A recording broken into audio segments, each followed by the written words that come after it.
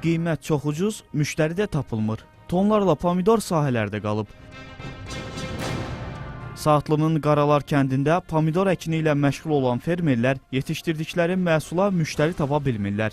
Qiyməti də əvvəlki illərə nisbətən çox ucuzdur. Fermerlər deyir ki, əvvəllər sahədə kiloqramı 50-60 qəpiyə alınan pomidoru indi 10 qəpiyə güclə satırlar. Gəlib 10 qəpiyə, 10 qəpiyə nə eləyir ki, biz bunu satar, fəhlənin pulunu, yanacağın pulunu ödəyək. Bu ödəmir. O 10 qəpiylə də heç bir iş görmək olmur. Nə texnikanı, nə yanacağı, nə də fəhlənin. Gələnlər də ki, qiyməti öldürüb, yəni istəyirlər məhsulumuzu, yəni heç nə yaparsınlar. Biz o həmin məhsuldan heç nə əldə edə bilmirik. Ora qoyulan xərc hissəsin bizə 10 qəpdən yuxarı başa gəldiyi halda biz məcburan mal xarab olmasın deyə, ziyanı getməyə deyə onu 10 qəpiyə satmağa məcbur.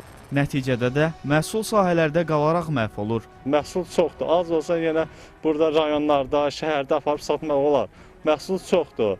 Bir gün pomidor, bir gün qızardı, bir gündə də yığılıb qutarılmalıdır ki, növbəti partiya yenə qızarsın. Fermerlərin sözlərinə görə qablaşdırmaq üçün yeşiklərin azlığı da satışa mənfi təsir edir.